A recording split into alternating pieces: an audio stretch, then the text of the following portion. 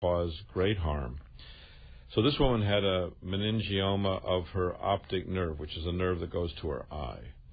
And if it grows, and I've seen them grow and pinch off the nerve and a person lose vision in their eye.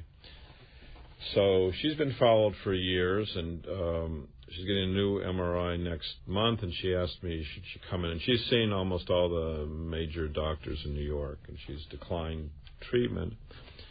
Asked me my thoughts. I said, like I'll tell most people, it's better to send in your films or bring in your films so we can review them. But we've treated hundreds of meningiomas over the years with fractionated brain radiosurgery, which is a non-invasive treatment. There's no cutting, no bleeding. And we used to get a lot of patients who had surgery and then the tumor came back. Since we were the first ones in New York, we got a lot of patients because there weren't many other options. They had surgery. Right. There's no chemos that work really very well for meningiomas.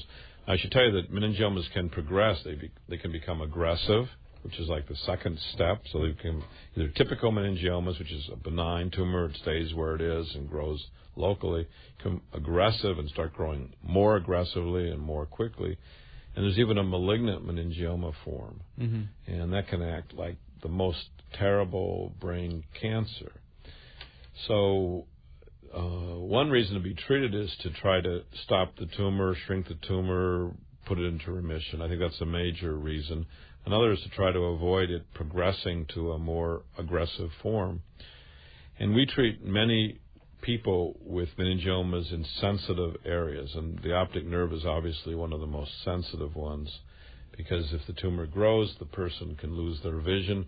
And also if they have surgery, if the surgeon doesn't do it exactly perfectly, and tumors around the optic nerve are almost impossible to operate on perfectly. Sure. Because you've got a tumor wrapped around the optic nerve. It's like squeezing the optic nerve. The surgeon has to get the tumor off without hurting the optic nerve. I mean, a real tumor operation should be removing the tumor without touching the tumor. So they should be removing tissue around the tumor, right, so that all the cells go away. So like we're talking about prostate cancer, how the surgeon possibly can spread the cells, and there's good data for that, which we'll talk about in another week. But the optic nerve, there's no extra tissue around. If they go extra, they're going to cause blindness or harm to that nerve. Yeah.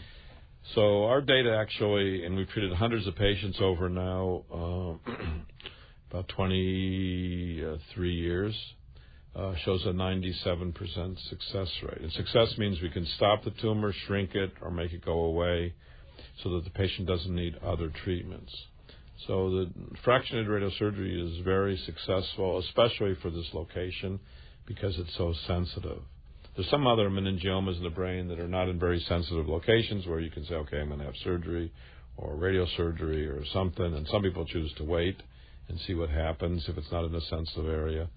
But many of the people that I see have growing tumors, and I always tell them it's important to get the first MRI and the last MRI and compare those two, and not just the MRI from 6 months ago, because a meningioma may not show growth in 6 months, but it may show growth over a year or 2 or 5 years, like this woman was watching her tumor. Right. So anyway, it's meningiomas, and for this woman in Long Island who asked why don't I speak about them, I try to speak about everything. Do you know why George Washington died? We know why Lincoln died and Kennedy died. Right. Why did George Washington die? Do you have any idea? I don't. I was never a good history student, Doctor. Rob, do you know why George Washington died? No, I was sleeping during history There you class. go. Wow. you Don't do that guys- in med school, Rob. Well, I'm 60 years old, and I didn't learn until this week why George Washington died. What's iatrogenic death, Rob? Do you know what that is? Well, iatrogenic just means we usually don't know, or it's caused by like a hospital. Well, we do know, and it's caused by doctors or medical facility, right? Because iatrogenic means you walk in the hospital and you don't walk out.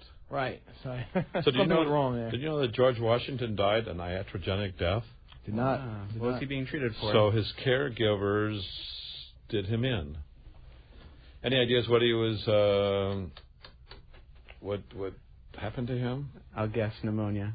Okay, so that's pretty close, actually. So he probably had epiglottitis. Okay. Okay, so epiglottis is the little part of the body that covers the trachea when you swallow, so the food doesn't go down your windpipe and goes in your esophagus, and you get nice and chunky like us three handsome men. So we all have faces for radio. So it's thought that he had epiglottitis. Yeah. And in those days, this is about 250 years ago, Right. 30 years ago, in the beginning of America. George Washington had one term, and then he left. He didn't want to become a king.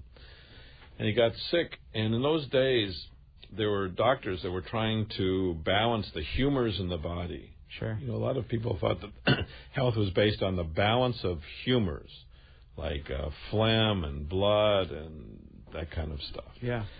And do you know why barber poles are red and white?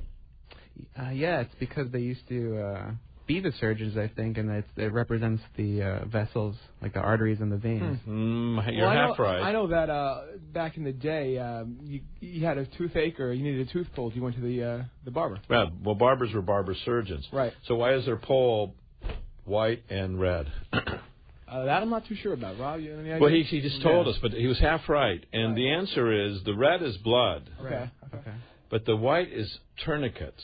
Okay. Okay, so the tourniquet is to put a tight band on your arm or something so the veins pop up. Yeah.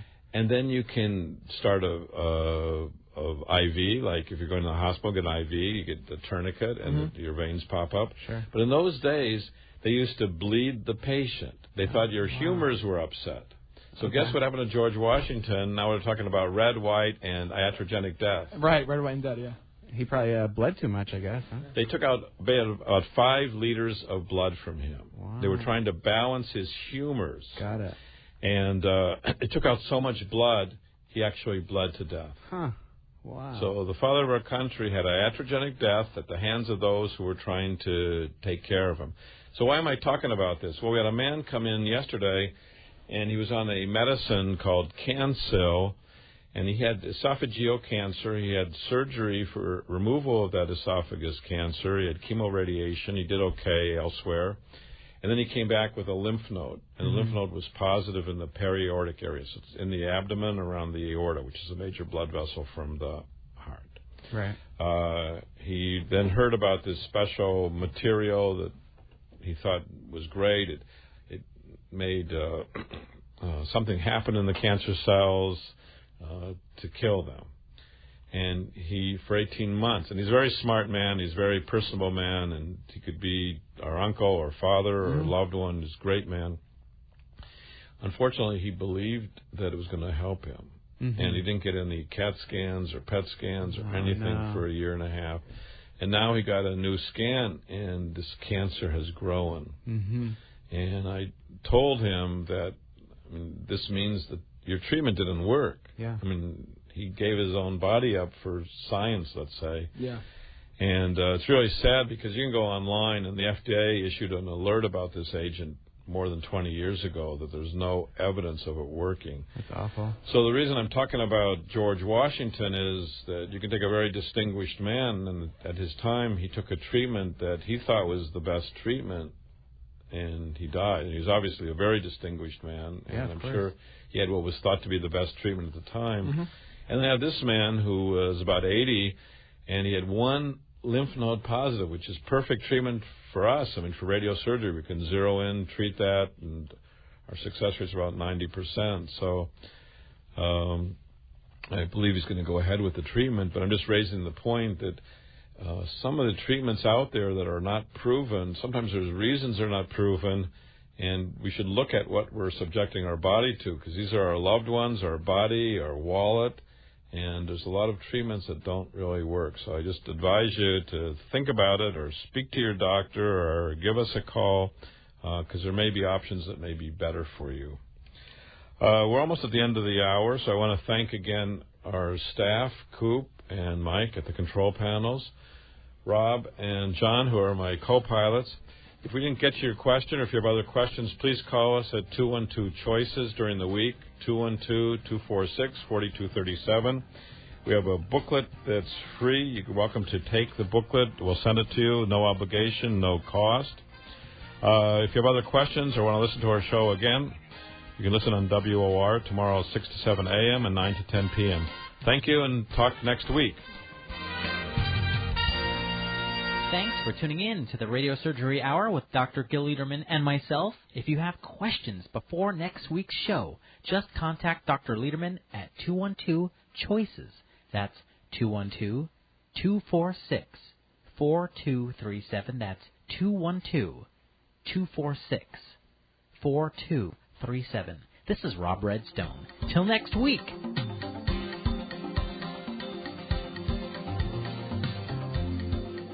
This is where New York comes to talk. Legendary 77 WABC, New York, a Cumulus station.